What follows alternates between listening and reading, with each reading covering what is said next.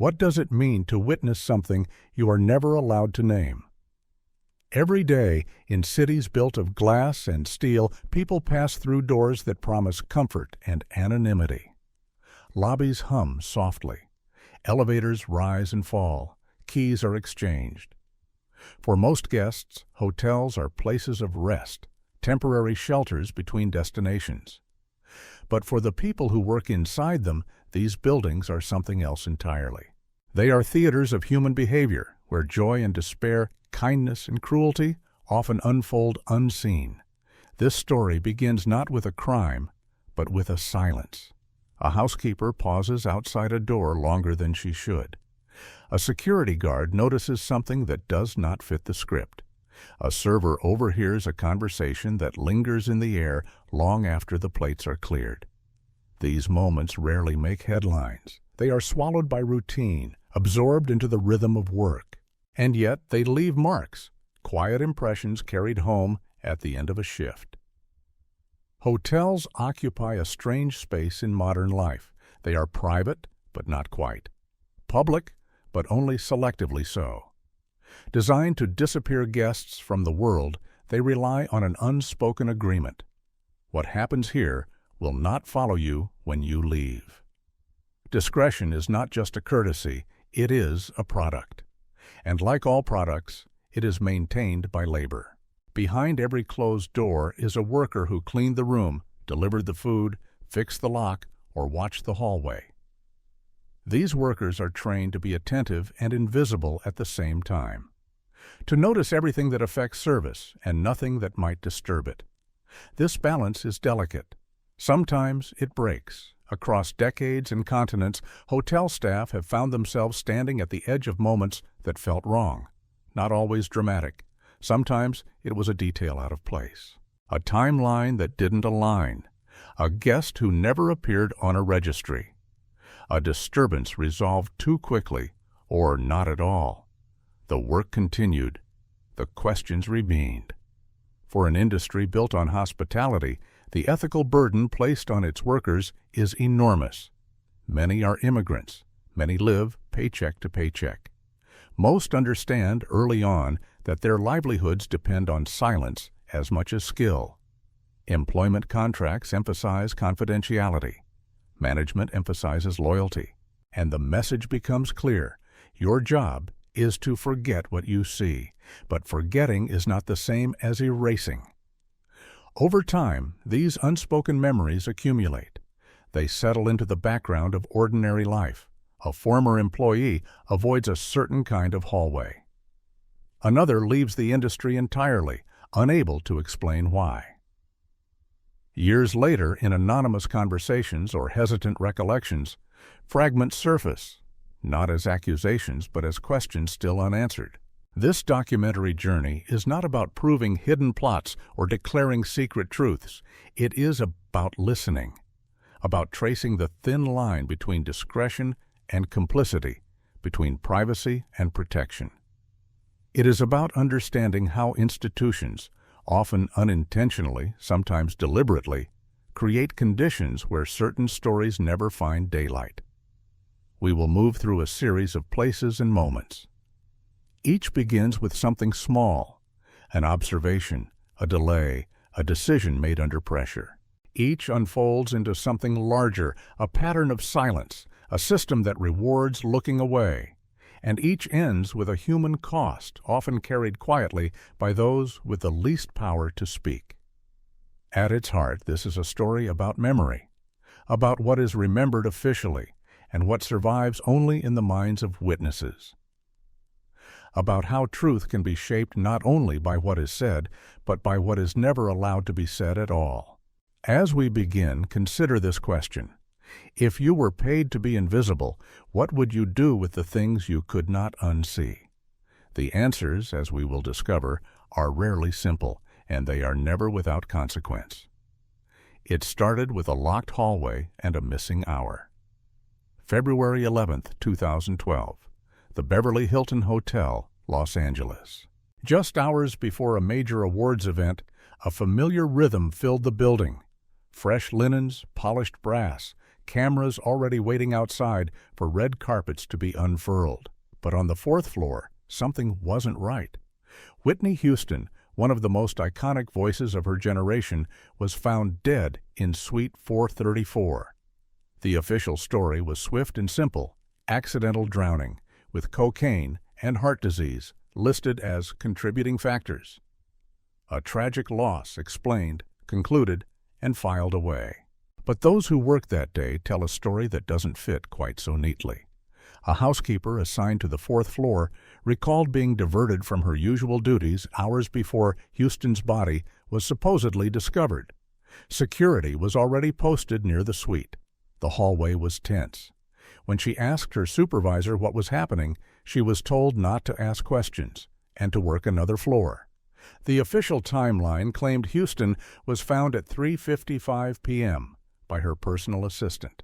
But multiple employees remember unusual activity starting well before noon. Urgent movement, closed-circuit cameras trained on the hallway, footage that was never made public despite repeated requests. Those who viewed it before it was locked away remember figures entering and exiting the suite. Faces that were never identified by police, names that never appeared in reports. Security guards later told of being asked to delay notifying authorities while internal matters were resolved upstairs. By the time first responders arrived, the room had been cleaned. Not just tidied, but processed. Beds remade, trash removed, surfaces wiped. Hotel protocol dictates otherwise, but in this case management moved first and police came second. No one from the Beverly Hilton has ever publicly addressed these discrepancies. Staff who spoke to journalists were fired. Others, still bound by confidentiality agreements, fell silent. Rumors of settlements with Houston's family, quietly extending to hotel employees, surfaced, but details remained sealed. A coroner's report was produced with remarkable speed. Witnesses suggested by Houston's own relatives were never contacted. The case was closed. And yet, among those who were there, unease lingered. Some left the hotel industry altogether. One former guard, speaking years later, said he still dreams of the hallway. The quiet before everything changed. The feeling of knowing something was wrong and being told to look the other way. This isn't a story about proving a conspiracy. It's about the space between what happened and what was allowed to be known. About timelines that don't add up. About footage that disappears. About silence that's purchased, not offered. At the heart of this moment is a question not of how Whitney Houston died, but what might have been hidden in the hours before anyone was allowed to see her. What does it mean when a death is processed before it's investigated? When grief is outpaced by reputation management? When the witnesses are paid not to speak? In the quiet hum of the Beverly Hilton, where curtains were drawn and questions quietly dismissed, some truths may never be recovered. But the memory of that missing hour remains, persistent as a voice that once soared through the world, and then, suddenly, was gone.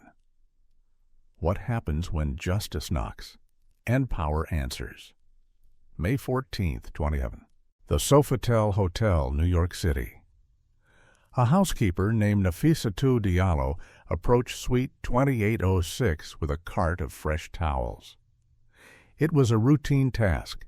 She had no idea that behind that door waited a moment that would upend her life and expose just how fragile justice can be when wealth and influence collide. Inside the suite was Dominique Strauss-Kahn, then head of the International Monetary Fund and a leading contender for the French presidency. What Diallo alleged next made headlines around the world, that Strauss-Kahn had sexually assaulted her. She reported the attack immediately. Her supervisor escalated it to security. The police were contacted without delay. For a few brief hours, the machinery of accountability turned as it should. Strauss-Kahn was arrested aboard a Paris-bound flight, minutes from departure. But the real story was just beginning. What hotel staff witnessed in the hours and days that followed wasn't just the aftermath of a crime. It was the quiet reassembly of power, bending the narrative in real time. French diplomatic channels reached out to Sofitel's parent company. Calls came from high places. Within hours, a legal and media machine was in motion, aimed not at exoneration, but at erasure. Diallo's life, history, and integrity were turned inside out. Her credibility became the story. Security guards were approached by strangers asking invasive questions about Diallo's personal life. Staff who had seen her immediately after the assault, shaken, disoriented, were warned to be cautious with their words. Private investigators appeared at homes. Those who supported her account began to feel pressure, not from courts, but from corners of power few could name. In public, the case began to crack. Not because the evidence failed, but because the system was re-engineered to favor doubt. Prosecutors dropped charges, citing concerns about Diallo's background. Strauss-Kahn returned to France, his liberty intact, his ambitions dented, but his power reaffirmed. Hotel staff were left with memories that didn't match the headlines. They remembered Diallo's clarity, her panic, her refusal to stay silent. They remembered the bruises, the corroborating details, the timing. They remembered how swiftly those truths were drowned in noise. Later, a civil settlement was reached. Confidential, undisclosed. Others came forward with similar stories about Strauss-Kahn, pieces of a pattern too wide to ignore. But by then, the lesson was clear. When powerful men are accused, the narrative doesn't follow the facts. It follows the gravity of influence. For the Sofitel employees, it became a kind of cautionary tale, not about what Diallo did or didn't do, but about what the world does when a victim isn't convenient. They learned what it costs to stand beside someone who dares to speak. And Diallo. She vanished from the news, but not from memory. The hotel corridor, where she stood, cart in hand, still exists. Guests pass through it daily, unaware of what once unfolded there. The suite has likely been redecorated, the bed remade, the silence restored. But beneath the polish lies a deeper truth, that justice, when met with enough resistance, will hesitate, that memory, when pressured, will falter, and that witnesses, those who saw clearly in the moment, will be asked to forget or to suffer for remembering. In the end, Strauss-Kahn walked free. But the question remains, what happens to the truth when it becomes too expensive to believe? What if the signs were there, and no one dared to see them? October 1st, 2017, Mandalay Bay Hotel, Las Vegas. A man checked into a suite on the 32nd floor. His name was Stephen Paddock. Over the next several days, he wheeled in suitcase after suitcase, 10 in total, without drawing much attention. He ordered room service, kept his "Do Not Disturb" sign up. To most, he was just another high roller in a city built for excess. But to the people who worked those hallways, something felt off. A housekeeper entered his suite briefly when he stepped out. She noticed the bags, stacked high, unusually large, far more than any guest needed for a weekend. She mentioned it to her supervisor. The response was curt. Some guests travel heavy. No one checked what was inside. A room service attendant recalled how Paddock barely cracked the door open, speaking softly, avoiding eye contact, paying only in cash. He noted the man's nervous energy, something that felt out of place. Again, he reported it. Again, it went nowhere. By the time Paddock broke the windows of his suite and opened fire on the crowd below, it was too late. 60 people were killed, over 400 wounded, the deadliest mass shooting in modern American history. In the days that followed, the FBI launched the largest investigation in its history. But for hotel staff, the aftermath brought more silence than clarity. Initial reports said security guard Jesus Campos was shot by Paddock 6 minutes before the massacre began. Then the timeline shifted, again and again. Campos was scheduled to appear on major news shows, then suddenly canceled all interviews. Days later, he reappeared on a talk show, smiling, guarded, saying little. Employees who asked questions were transferred. Some lost their jobs. Security footage of the hallway, critical to understanding Paddock's movements, was never released in full. MGM Resorts, the hotel's parent company, reached an $800 million settlement with victims. The deal included limits on litigation and disclosure. Behind closed doors, some staff admitted they had seen things, heard things, reported things. But nothing had been done. One former employee said it plainly, "We raised flags. They just weren't the kind anyone wanted to see." It's easy to imagine that something so horrific must have come without warning. But what if the warnings were simply inconvenient? What if the systems designed to protect guests were rerouted to protect reputation instead? This isn't just about Mandalay Bay. It's about the broader pattern, the cost of silence, the institutional reflex to downplay risk when the stakes are high. When gambling millions is celebrated, but questioning why a man brings 10 suitcases is discouraged. The truth is, hotel staff did see something. They just weren't allowed to act on it. And so the question that remains is not why no one saw it coming, but why those who did were made to feel that noticing was a liability. How many tragedies begin not with an act of violence, but with a moment of hesitation? A report filed and ignored. A worker silenced. A truth dismissed before it could matter. In the gleam of Las Vegas lights, we saw the cost of that hesitation. And for those who worked those hallways, who cleaned those rooms, who remember what they were told not to see, the memory has never dimmed. Sometimes, the most dangerous thing in a hotel isn't what happens. It's what's allowed to happen because no one wants to know. What if help knocked? And the law stepped aside. A luxury hotel in Los Angeles. The suite was exquisite. Penthouse level, shielded from view, its guest a member of the Saudi royal family. For the staff, it was a familiar arrangement. High-profile client, maximum discretion. But for one housekeeper, what she saw inside changed everything. She entered as part of her routine. But in a back room, something stopped her cold. A young woman, eyes red from crying, looked directly at her. There was no sound, just a look, and a silent plea. "Help me." Her mouth seemed to form before someone pulled her out of view. The housekeeper did what her training said to do. She'd told her supervisor. Security was alerted. The police were contacted. It felt for a moment like the system might work. But then came the credentials. The guest produced documents claiming diplomatic immunity. Officers were blocked from entering.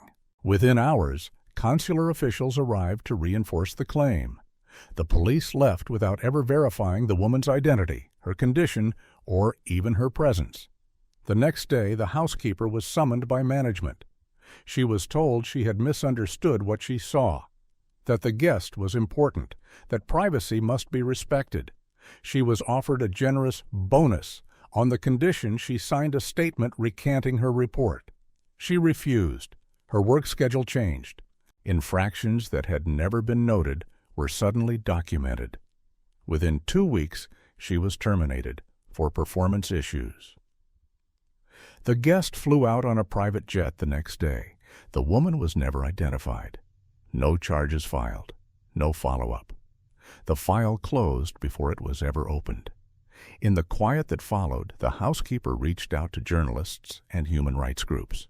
But without names, evidence, or access, there was nothing they could do. The woman had vanished, if she had ever existed in the eyes of the law at all. This is not an isolated story. Across the world, hotel employees in major cities report similar patterns. Women in distress, diplomats claiming immunity, management intervening before police can act. Domestic violence, assault, trafficking, all hidden behind an invisible wall of international law and institutional complicity. Diplomatic immunity was designed to protect the delicate fabric of international relations. But in the world of luxury hospitality, it has become something else. A license for impunity. A pass for the powerful to act without consequence. A curtain that falls between victim and justice. For the workers who bear witness, there is no protection. Speaking out means losing your job, your visa, your future. The silence isn't just expected, it's enforced. What does it mean when the law arrives at the door and leaves empty-handed? When the truth is clear, but irrelevant. When the person asking for help vanishes and the person who answered is punished. The housekeeper who saw too much has moved on, but she carries that moment. The look, the plea, the knowledge that someone was suffering and the system turned away. In the end, this story is not about one hotel or one incident. It's about the boundaries we allow around justice, the zones where power overrides principle, the rooms where help knocks but isn't allowed inside, and the question that echoes in every hallway afterward: what happens to those left behind the door when silence is the only language the world is willing to hear? What if luxury became a shield, not a stage? The Chateau Marmont rises quietly above Sunset Boulevard in Los Angeles, a castle of legend and shadows. Since the 1930s, it has offered Hollywood a place to misbehave in peace, a refuge for actors, musicians, moguls, anyone with a name and a need for discretion. If you must get into trouble, do it at the Chateau, a studio boss once said. And many did. But for the staff, the trouble was never just rumor. It was real. And sometimes, it was deadly. March the 5th, 1982. John Belushi died of a drug overdose in Bungalow 3. That night, multiple visitors had come and gone. Some were known drug dealers. Staff had seen Belushi's condition worsen. But when things became critical, there was hesitation, uncertainty over what could be done without creating a scandal. Time slipped away. So did he. The woman who administered the fatal speedball walked out the door that night. She wasn't arrested for over a year. The Chateau said nothing. Over the decades, that pattern persisted. In 1997, David Sorrenti, a young fashion photographer, overdosed at the hotel. Housekeepers later described visitors who came at odd hours, the slow signs of a body unraveling. No one asked them to speak. No one filed a report. In 2004, the iconic photographer Helmut Newton crashed his car leaving the hotel. Staff had seen him earlier, unsteady, disoriented. No one intervened. Intervention wasn't part of the Chateau's culture. Privacy always came first. Employees described a kind of double vision, seeing the signs, knowing what they meant, and being trained to look past them. To protect the guests' privacy, even as that privacy veered into self-destruction, or worse. Drugs were cleaned off nightstands without question. Injuries were noted, never reported. Fights heard, never interrupted. Evidence erased before anyone official could arrive. Because at the Chateau, the guest was king. Security guards who responded to clear signs of domestic abuse, broken furniture, bruised partners, walls with holes, were instructed to document internally, but not involve the police. Celebrity protection outweighed intervention. Victims, if they wanted help, had to seek it elsewhere. Staff who violated the code of silence didn't last long. Those who stayed learned how to be invisible, to clean around secrets, to walk past tragedy. Multiple lawsuits have been filed over the years. Most ended quietly. Settlements with non-disclosure agreements. Nothing reaches the public. The mystique of the Chateau remains untarnished. But for those who worked behind the curtain, the reality was different. One former employee put it simply, "We weren't protecting people. We were protecting stories. Stories that shouldn't have had to end with silence. Stories that might have ended differently if someone had spoken sooner or been allowed to." The Chateau Marmont is still there, glowing softly above the boulevard. Tourists pass by, whispering names. Rooms are booked. Bungalows are filled.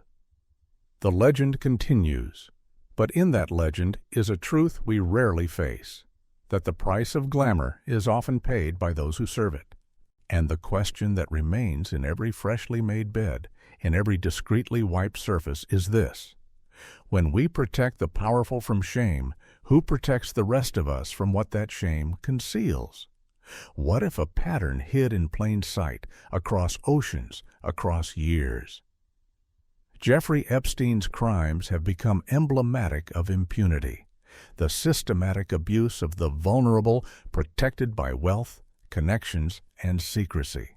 His story has been told in courtrooms and documentaries, but one part remains underexplored: the quiet complicity of the places he stayed, the luxury hotels. From New York to Paris to the Caribbean, Epstein's travels were marked by a grim consistency. He often arrived alone. Hours later, young women would follow, never at check-in, never listed as guests.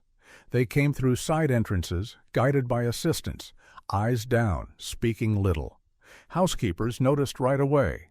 Beds turned down, for one showed signs of many. Bathrooms emptied of supplies at a pace that suggested multiple occupants. Makeup smudges on towels, long strands of hair, toiletries rearranged, not the pattern of one man living alone. Front desk staff fielded odd requests: transportation for unnamed guests, phone calls routed through intermediaries, suites rebooked under new names while the same occupants remained. They noticed something else, too: how these young women never lingered. How they left early, were always accompanied, and often looked afraid. Staff reported their concerns, quietly, carefully. What came back was always the same: "Thank you for your vigilance. We'll look into it." Nothing changed.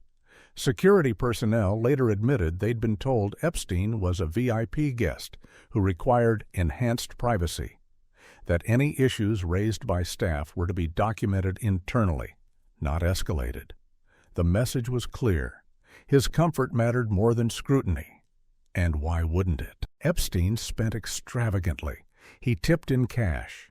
He brought with him not only his own money, but other high-paying guests. He was, in the language of the industry, high value. In Paris, staff saw the same signs: the revolving door of escorts, the guarded interactions, the assistants who shielded Epstein from direct contact. In the Caribbean, resort workers watched a near-constant stream of young women arrive by boat or private plane, always to meet him, always under supervision. Even in New York, at some of the most prestigious properties in the world, Epstein operated openly. He was known, recognized. And still no alarm was raised. Only after his 2019 arrest did investigators begin seeking hotel records. Many were unavailable, having been purged according to internal policies. The trail, once so visible, vanished. By then, employees who might have testified had left the industry or signed exit agreements that included silence. Whatever they saw lived only in memory. What makes this story especially haunting is its banality. There was no great cover-up, no elaborate deception, just a long chain of people trained to look away, to trust that someone else was in charge, to believe that if it really mattered, surely someone would act. But no one did. Epstein understood the system. He exploited not just people, but policies. He weaponized discretion. And in doing so, he exposed a structural truth: that the hospitality industry is uniquely vulnerable to abuse. Built to serve, trained to defer, it offers the perfect cover for exploitation. So the question becomes, when a crime hides behind charm and a platinum card, who has the courage or the power to pull back the curtain? The staff who saw the signs, or the world that refused to see them until it was too late? Because the truth is, Epstein didn't hide. He was seen, by dozens, maybe hundreds. And still, he moved freely, suite to suite, city to city, victim to victim. all under the warm glow of service and the silence of those taught never to speak. What happens when the money is too loud to hear the truth? For years, Crown Casino Resorts in Australia welcomed the world's wealthiest gamblers with open arms and open ledgers. Lavish rooms, private jets, exclusive gaming suites. Guests arrived from across the globe, especially China, carrying fortunes that demanded no questions, only service. But hotel and casino staff began to notice something wasn't right. Housekeepers found rooms stacked with cash, not just tips or spending money, but duffel bags, shopping bags, suitcases filled with bills. Far more than any tourist or legitimate business person would carry. One cleaner described vacuuming around open piles of money on the bed, no attempt to hide it. Security staff saw regular guests meeting with known criminal figures, conversations conducted in hushed tones in hotel bars and restaurants. Dealers watched players lose tens of millions one night, only to return with fresh cash the next. No questions asked. The scheme was simple: launder dirty money through gambling. Arrive with illicit funds, convert it to chips. Win or lose, it didn't matter. Convert chips back to cash or wire transfers. Now the money was clean, or at least clean enough. Employees raised concerns. They filed reports. They asked questions. The answers came back cold. These are VIP clients. Focus on service. Those who pressed harder were transferred, reassigned to remote locations. Some were fired outright, their performance suddenly deemed inadequate. One dealer recalled asking his supervisor where a guest's money could possibly come from, given the obvious red flags. He was told, "That's above your pay grade." The message was clear. Don't look. Don't think. Just deal the cards. And so the laundering continued, visible, vast, and unchallenged. It wasn't until 2020, years after the first internal reports, that journalists and regulators forced the truth into daylight. A royal commission found that Crown had knowingly enabled money laundering, welcomed guests tied to organized crime, and created a culture where revenue eclipsed legality. Licenses were suspended. Executives resigned, fines were levied. But the damage had already been done. The staff who tried to stop it, who whispered their concerns into a system designed not to listen, had long since moved on. Their careers disrupted, their warnings ignored.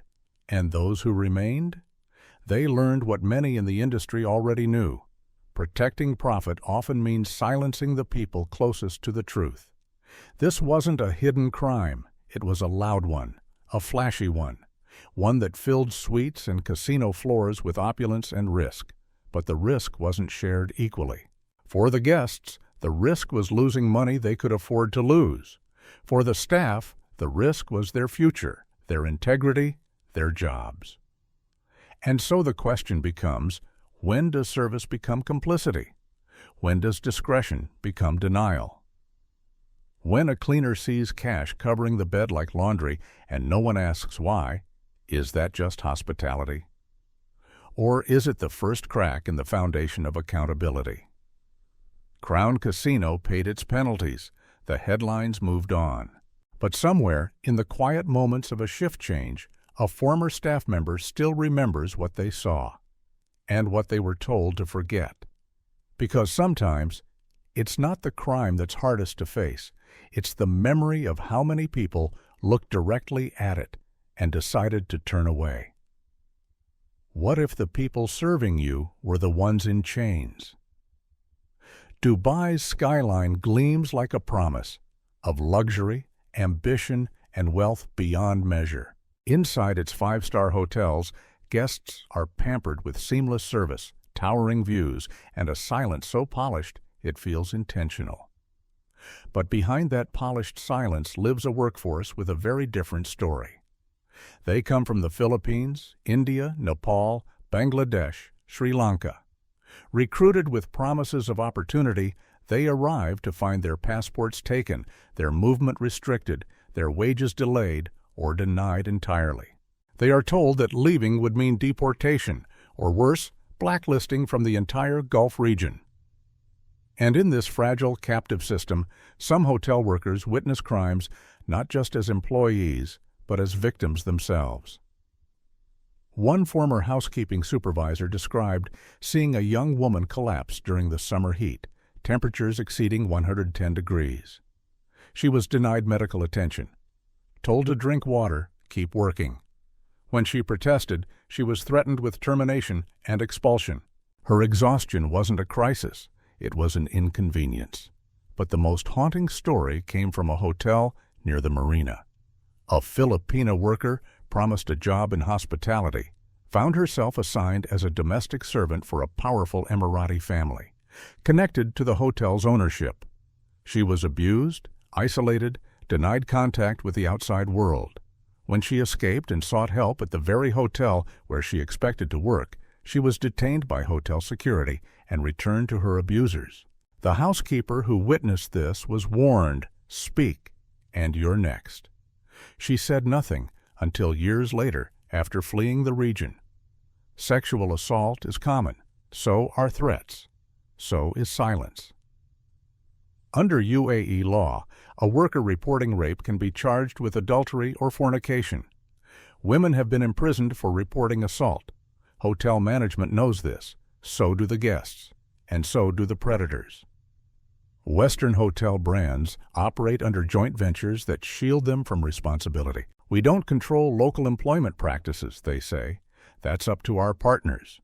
But their logos still glow above the doors. Their brand promises still hang in the air. What does that promise mean when the people cleaning the suites are sleeping 8 to a room in labor camps an hour away? What does 5-star comfort mean when it's built on coercion? And what happens when those workers, those witnesses, see things they cannot report? Assaults, trafficking, violence, crimes hidden in plain sight, protected by legal structures that value wealth above humanity. One worker said it best: "You can see everything from the service elevator, but no one sees you." Tourists come and go. They marvel at the scale of Dubai's ambition, its opulence. Few ask who built the rooms, who serves the meals, who silently endures, just out of view. The crimes aren't just individual, they're systemic, protected not by silence, but by design. And the question that haunts those who leave is not just what they saw, but what it cost them to stay quiet. When your visa is tied to your employer, and your employer is the one breaking the law, what choice do you really have? And when the world keeps visiting, keeps booking, keeps admiring, what message does that send to those still trapped in back hallways, folding towels and swallowing truths? In Dubai, the view from the top floor is breathtaking. But the stories beneath the surface have no windows, no voice, and no exit door. What if a palace of glamour became a vault for secrets? The Beverly Hills Hotel, known as the Pink Palace, has been a haven for the rich and famous for over a century. Tucked into its bungalows are decades of whispered deals, secret affairs, and behaviors that never made the tabloids. That silence, legendary and marketable, isn't accidental. It's enforced. For employees, discretion isn't just encouraged, it's contractual. A longtime server remembers being told to steer clear of specific bungalows during certain hours. The reason? Private business. That business often involved young women arriving through back entrances, never officially checked in, leaving before dawn. No names, no records, just a pattern. Security guards described responding to domestic disturbances involving A-list guests, smashed furniture, bruised partners, visible distress. When they reported these incidents, they were ordered to document them internally, then do nothing else. No police, no interventions. The message was clear: protect the guest, not the victim.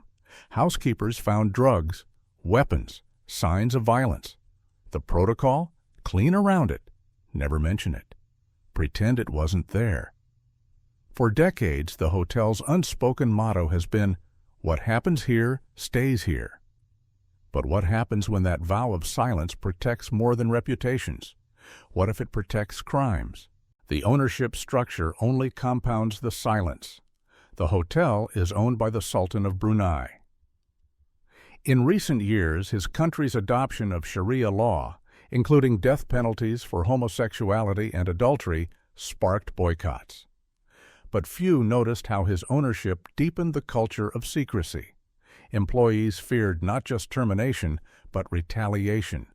International ownership meant international reach. One former security guard said he stopped reporting anything after being told bluntly, "If it embarrasses the guest, it disappears." This wasn't about isolated incidents. It was about a system built to erase, to rewrite reality around the preferences of the powerful. Victims were told they were mistaken. Staff were told they were overreacting. If anyone pushed back, they were gone. Even when lawsuits surfaced, alleging negligence, harassment, worse, they rarely reached court. Confidential settlements ensured silence. The public saw a few headlines. Then the curtain fell again. The Beverly Hills Hotel remains an icon. The pink stucco, the banana leaf wallpaper, the hush of wealth. Guests walk its hallways believing in privacy, in safety, in luxury. But for those who worked behind the scenes, the cost of that privacy was painfully clear. One housekeeper said she still has dreams of a girl who wouldn't meet her eyes, who flinched when she spoke, who was gone the next day without a name. Another employee remembered the sound of a fight behind a locked door, followed by silence. He wanted to call for help. He didn't. Not because he didn't care, but because he knew what would happen to him if he did. In the world of five-star discretion, silence is golden, and gold here always wins. So the question remains, when a hotel chooses to protect its guests from exposure, who protects the people their exposure would endanger? And when silence becomes the business model, how many crimes can be folded into clean sheets, carried out with the trash, and forgotten by design? The Pink Palace still shines on Sunset Boulevard. But some stains don't wash out, even if no one is allowed to see them. What if a princess's final moments were lost in the shadows of protocol? August 31st, 1997. Ritz, Paris. One of the most famous women in the world, Princess Diana, spent her final hours in a hotel owned by the family of her companion, Dodi Fayed. Their departure would lead to tragedy in the Pont de l'Alma tunnel. The world mourned, conspiracy theories bloomed.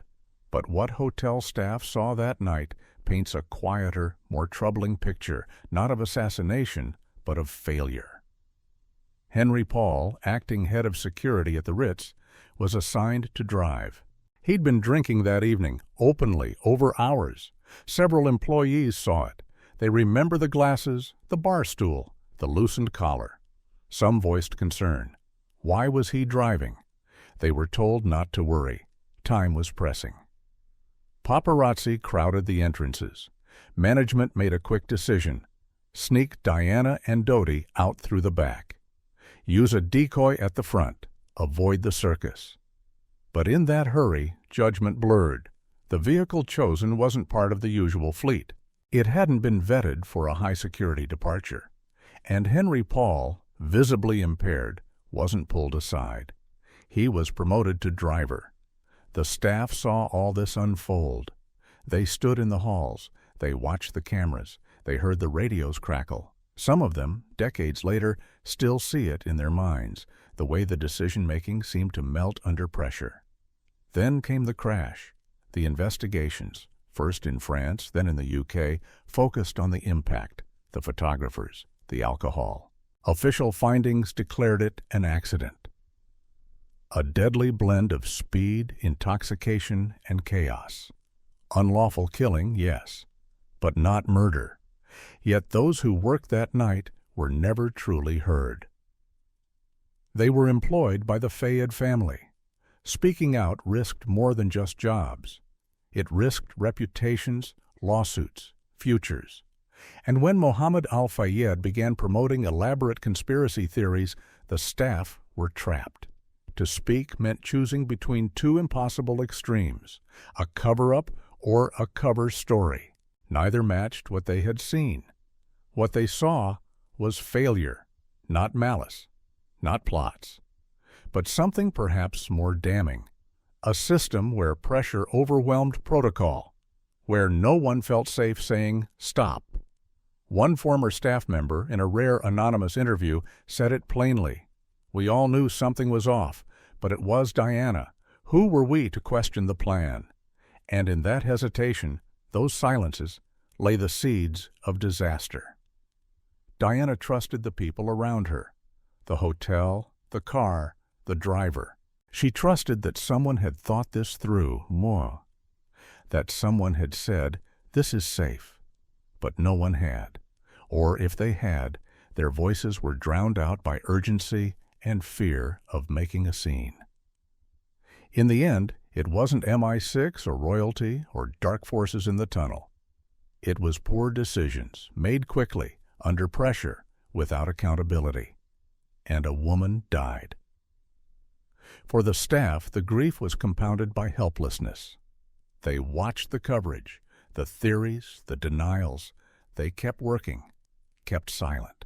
Some still do. But the question that remains, beneath all the myth, beneath all the speculation, is this. What if someone had paused that night? What if someone had said, "Not this car, not this driver, not tonight"? Sometimes the most tragic truths aren't the ones buried by secrets. They're the ones buried by momentum. The quiet, dangerous force of doing what's easiest instead of what's right. And no investigation can unmake a moment that was never stopped. What if the industry itself was built to forget? Over time, patterns begin to emerge, not just of individual incidents, but of a system quietly working as designed. Across continents and decades, hotel staff have seen the same story unfold in different forms. A guest crosses a line, a worker raises concern, and then nothing. Not investigation, not justice, just silence. It happened in Los Angeles, in New York, in Paris, in Dubai, in Melbourne, in Las Vegas. 10 stories we've heard, and countless more left untold. Each began with a moment. A door ajar, a scream muffled, a suitcase too heavy, a bruise not explained. Moments that could have led to action, if action had been allowed, but the hotel industry is not built for disruption. It is built for continuity. The comfort of the guest, the protection of the brand, the flow of money without interruption. And so the silencing begins. Employees who speak up are terminated for vague infractions, transferred to inconvenient shifts, marked as not a team player. Witnesses are isolated, discouraged, replaced. Legal departments ensure contracts contain the right clauses. Confidentiality, arbitration, non-disparagement. Managers are trained to contain. Incidents are reclassified. Files are sealed. Memories are quietly rewritten. For every story that breaks into the news, there are hundreds more that vanish beneath the surface. Because discretion isn't just a virtue, it's a product, a selling point, a service promised to the wealthy and the powerful. What the guest wants is privacy. What they get sometimes is protection, even from the consequences of their own actions. And the staff? They become unwilling accomplices. They clean around evidence, escort victims back into danger, turn down beds where exploitation occurred, all while smiling, apologizing, performing the ritual of service. It's not because they don't care. Many do, desperately. But when your job, your visa, your family's livelihood depends on your silence, what choice do you have? This is the quiet architecture of impunity, not built by any one villain, but sustained by policies, practices, and profit. A structure where the less you see, the longer you last. Guests know it, too. They know that hotels offer a kind of plausible deniability. that staff are trained not to intervene, that even if someone sees something, they likely won't or can't speak. That power walks in the front door, and accountability exits through the service entrance. And so, hotel by hotel, story by story, the system holds. But cracks are beginning to show. More whistleblowers are coming forward. More journalists are listening. More survivors are naming the places where harm occurred. The silence is still strong, but not unbreakable, because memory resists, because truth lingers, because someone always saw. So the question becomes, how long can an industry continue to sell forgetfulness before the memories push through? And when they do, when the truth is finally heard, not just about one hotel or one crime, but about the system itself, what will we do with it? Will we finally ask, who are we protecting? And who have we left unprotected for far too long? What if silence was more than a response? What if it was policy? In every luxury hotel, there's an invisible script. The guest arrives. They are greeted warmly. Their preferences are remembered. Their privacy is honored.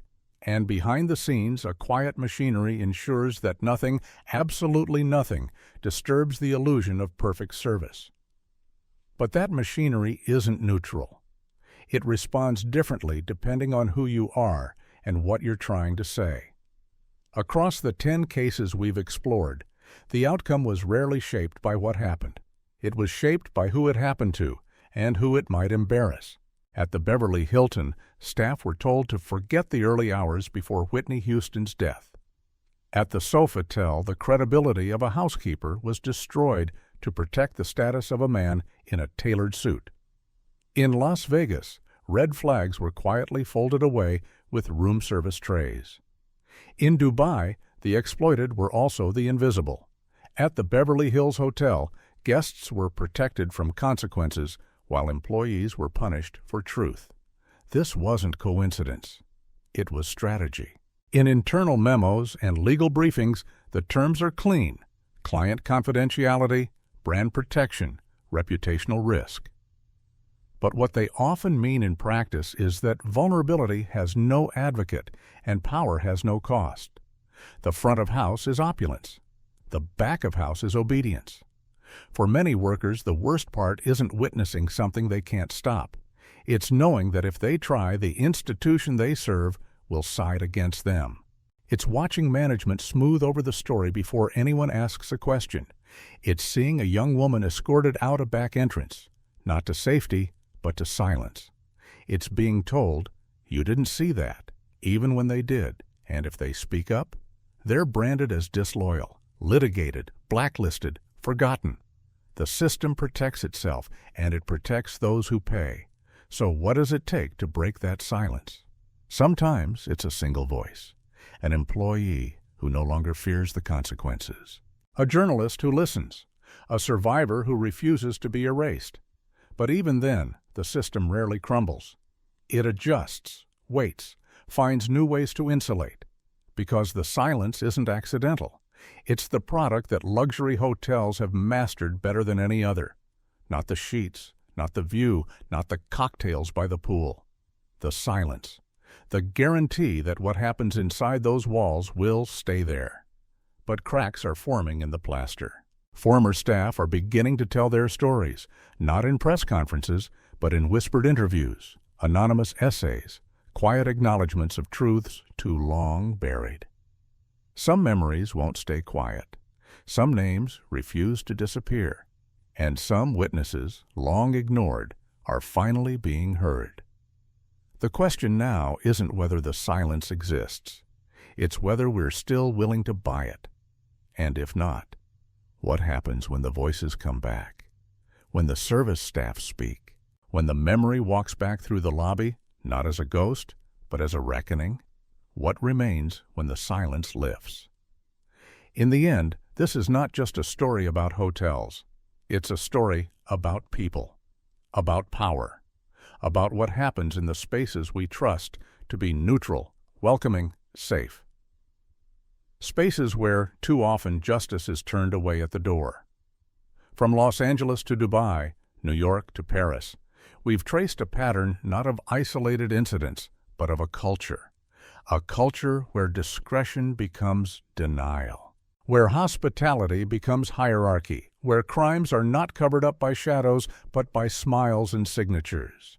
10 cases, 10 hotels, dozens of employees who saw things they were told to forget. Some tried to speak. Most stayed silent, not because they lacked courage, but because they knew the cost. And still, the memories persisted. They lived in the backs of minds, in restless dreams, in conversations whispered years later in safer places. They were not erased. They were stored. Because memory, unlike policy, doesn't expire. The people who worked those suites, the housekeepers, the servers, the security guards, they were never meant to be the storytellers. Their job was to serve, not to see. But they saw anyway.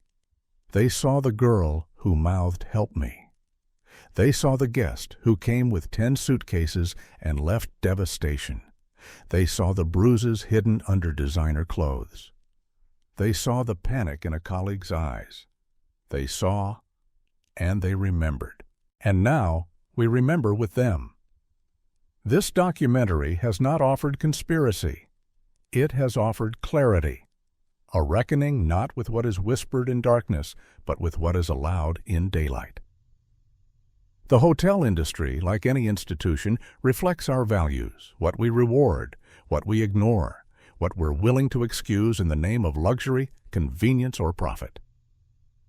And so the final question is not, how could this happen? It's, why did we let it happen for so long? Why did we trust so fully in the illusion of safety without asking who it excluded? Why did we accept silence as service and service as submission? And what might change, what must change, if we begin to truly listen to those who were always told to be quiet?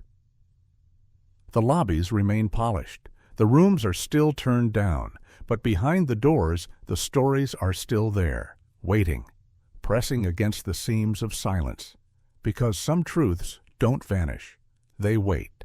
And now, perhaps, it's time we open the door, not just to what happened, but to those who never forgot, to the staff who saw everything and were paid to forget, but didn't.